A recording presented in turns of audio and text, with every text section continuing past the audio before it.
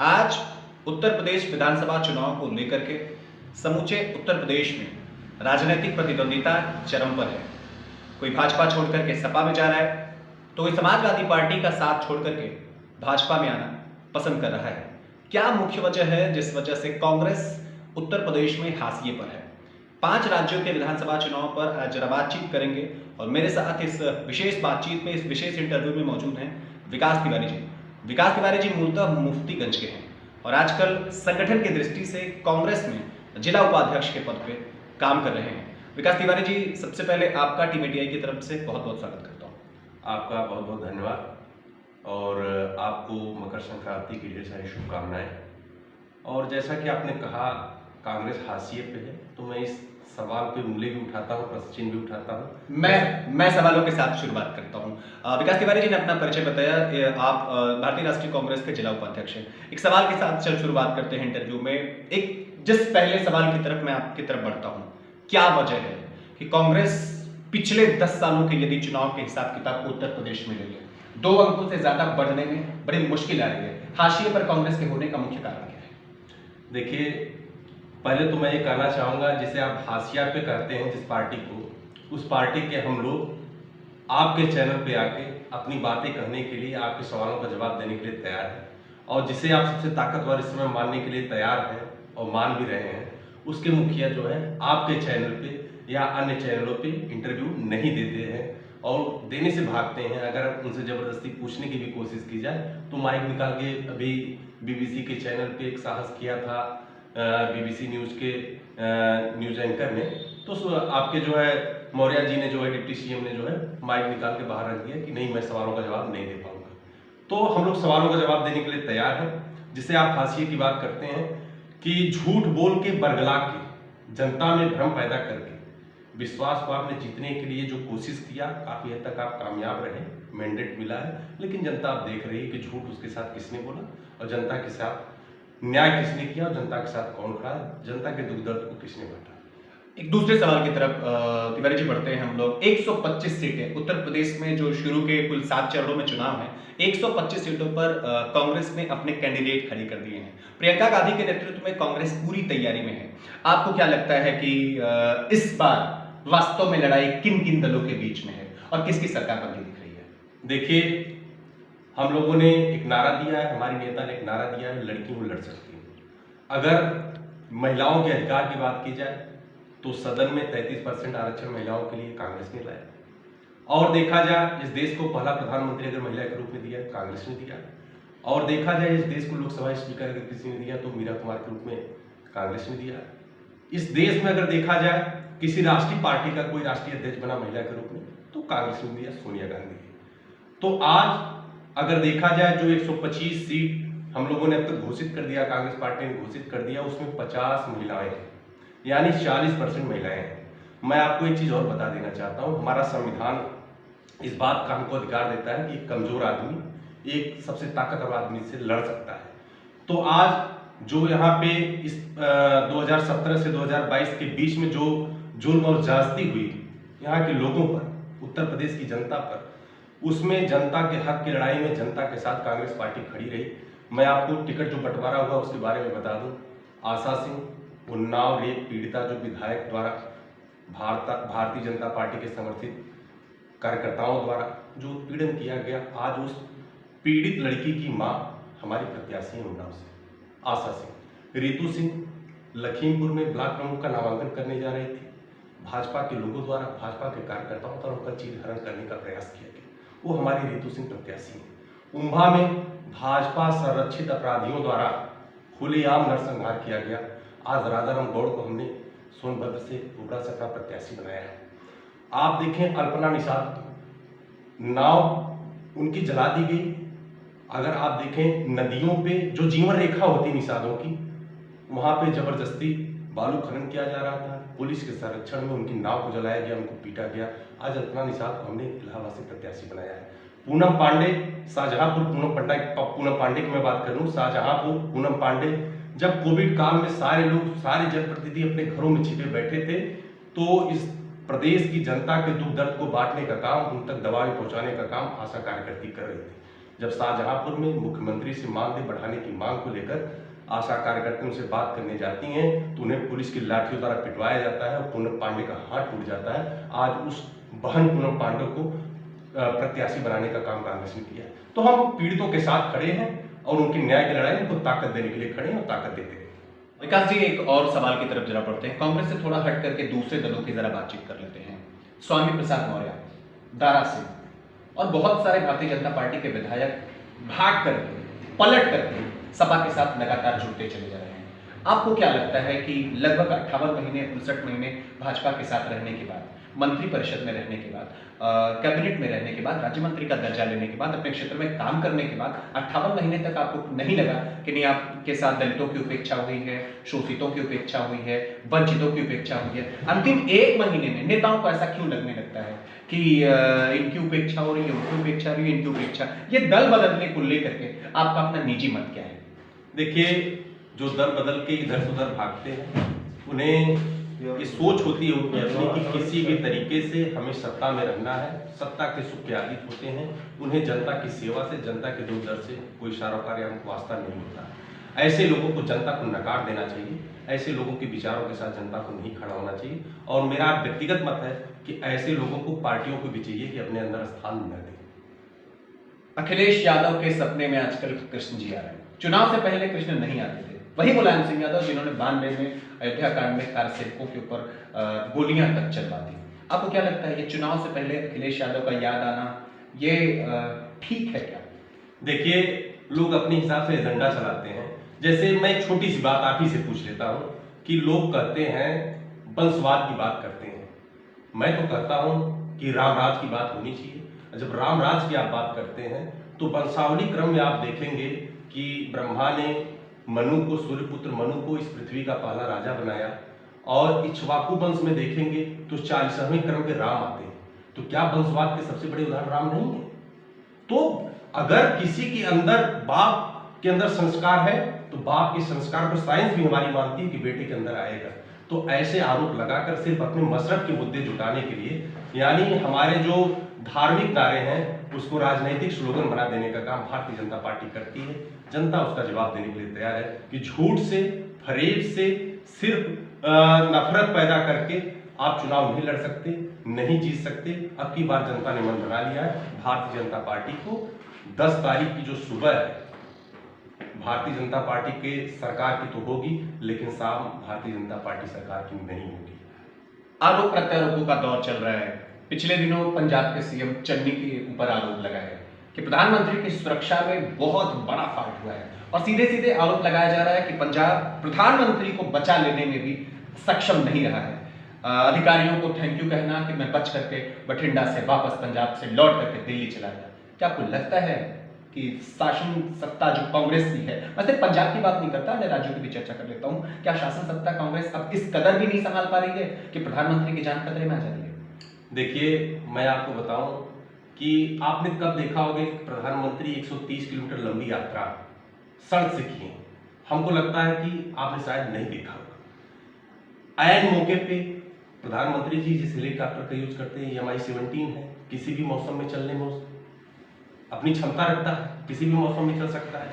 और प्रधानमंत्री जी क्यों राजनीति करना चाहते हैं, मैं आपको पूछता हूं कि प्रधानमंत्री जी जब एयरपोर्ट बठिंडा वापस पहुंच जाते हैं तो किस अधिकारी से वो इस बात को कहते हैं कि नहीं अपने मुख्यमंत्री से धन्यवाद कहना कि मैं जिंदा वापस चला आया?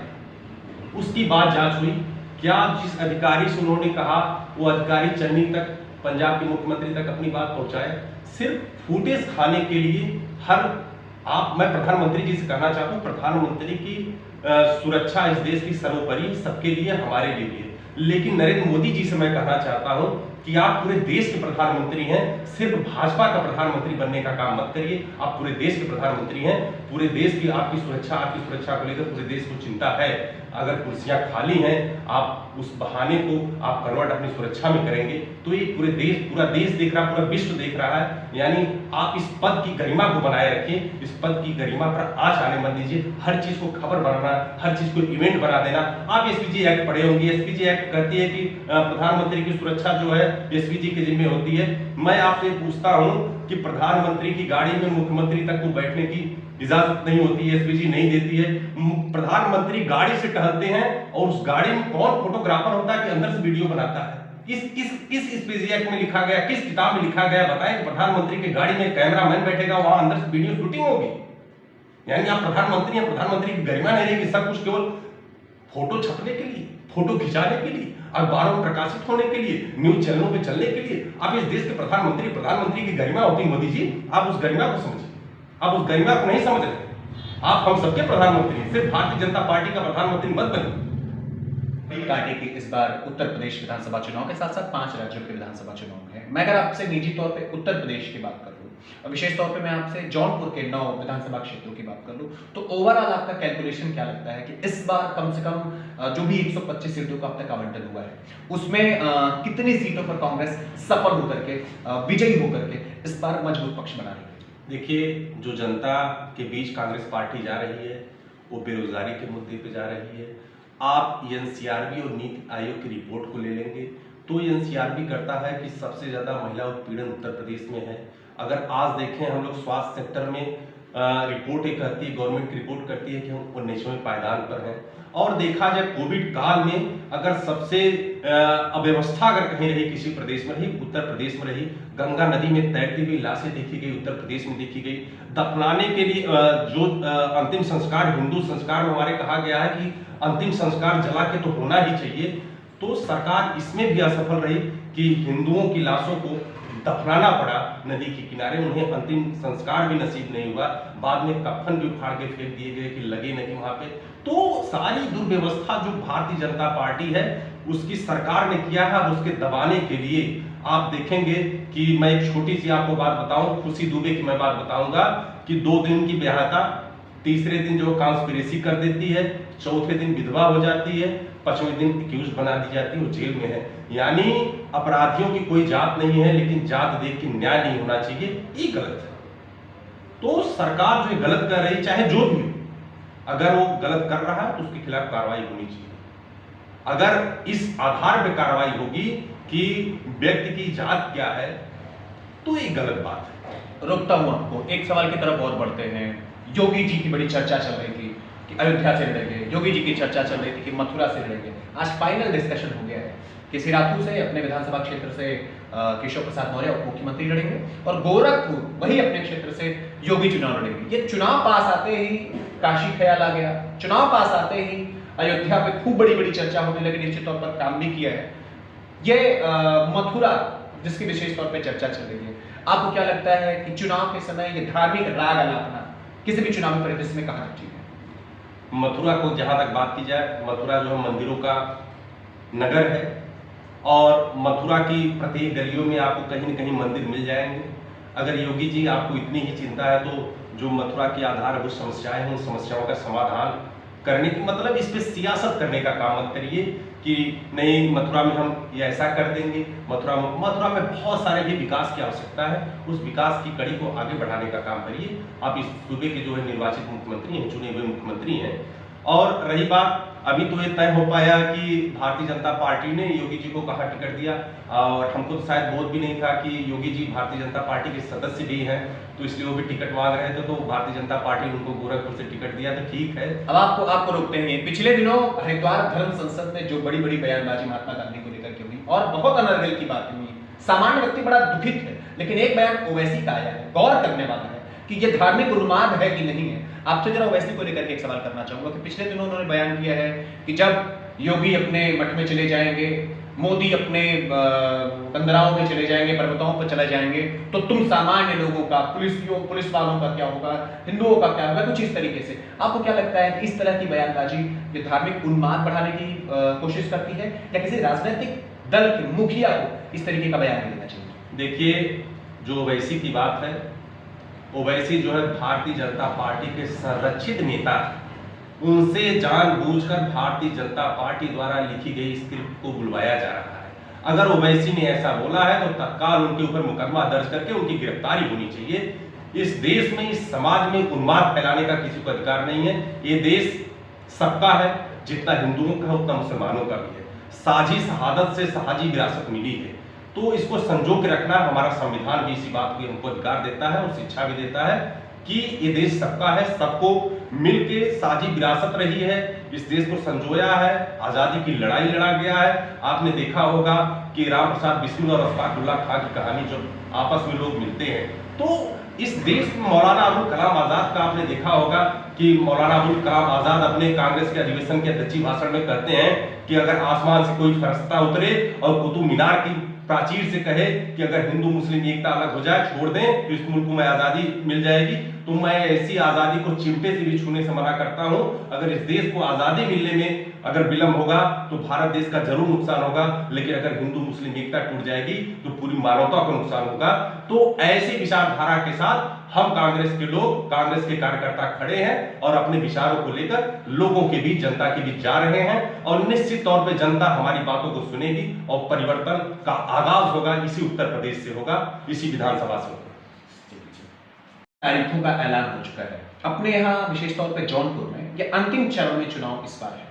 आपको क्या लगता है कि पिछला जो लगभग 4 साल 10 महीने 11 महीने का योगी जी का कार्यकाल रहा है, उसमें आप उनके काम के आधार पर आप उन्हें कितने मार्क्स 100 में से देना चाहेंगे? देखिए, मैं तो एकदम 0 मार्क्स दूंगा योगी जी को। किसी भी प्रकार का कोई कार्य नहीं हुआ, कोई विकास कार्य नहीं हुआ।